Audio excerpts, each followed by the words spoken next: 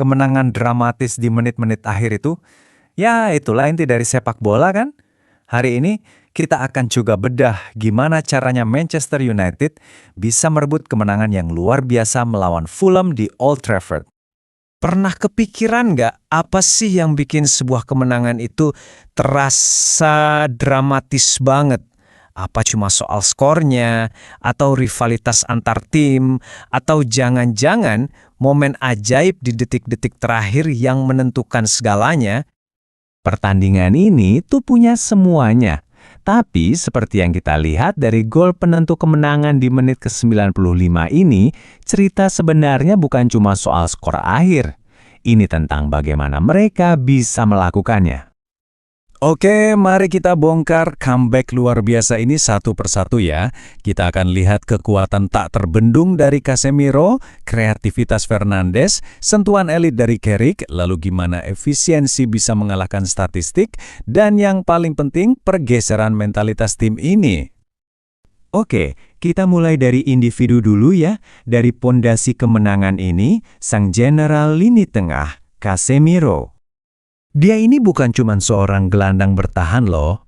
Golnya di pertandingan ini bikin total golnya musim ini jadi 5. Hampir menyamai rekor terbaiknya sepanjang karirnya di Liga. Gila kan? Dan data ini benar-benar nunjukin peran gandanya yang luar biasa. Dia nggak cuma nyetak gol penting, tapi lihat deh. Dia memenangkan 7 dari 9 duel individunya. Dominan banget. Bahkan kendali permainan terasa hilang setelah dia ditarik keluar. Nah, dari ruang mesin, sekarang kita beralih ke arsitek di balik serangan, sang kreator utama tim, Bruno Fernandes.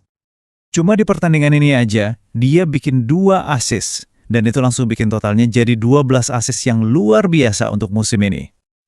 Jadi ini bukan sekedar angka biasa ya. Dengan catatan ini, dia berhasil menyamai rekor assist terbaiknya dalam satu musim. Ini bukti kalau dia lagi ada di puncak kekuatan kreatifnya. Tapi, cerita kemenangan ini nggak cuma soal para pemain di lapangan. Ada juga pengaruh baru dari sang dalang di pinggir lapangan. Lewat kemenangan ini, manajer Michael Carrick langsung menempatkan namanya di antara para manajer legendaris United. Sebuah awal yang sangat-sangat impresif. 4 kemenangan dari 5 pertandingan liga pertamanya. Ini benar-benar jadi bukti nyata dampak instan dan signifikan yang dia berikan ke performa tim. Tapi, ada yang menarik banget nih. Kalau kita cuma lihat data statistik mentah, hasilnya harusnya sangat berbeda loh. Coba deh kita lihat satu metrik kunci yang namanya expected goals atau XG. Metrik ini ngukur kualitas peluang yang diciptakan sebuah tim. Nah, kalau berdasarkan peluang yang ada, Fulham justru secara statistik punya keunggulan. Mereka lebih mungkin untuk mencetak gol lebih banyak. Aneh kan?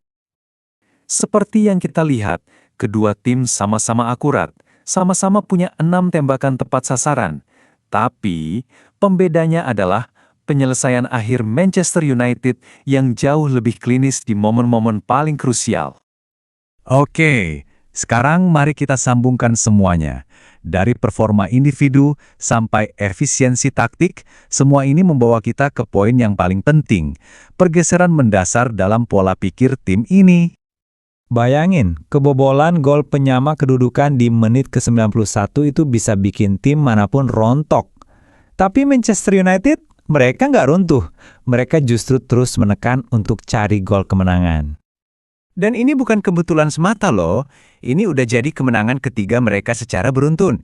Ini mulai menjadi sebuah pola, sebuah identitas baru sebagai tim yang punya ketahanan dan keyakinan di bawah manajer baru mereka.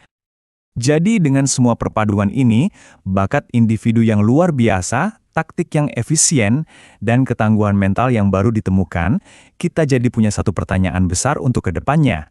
Apakah ini awal dari sebuah era baru bagi Manchester United?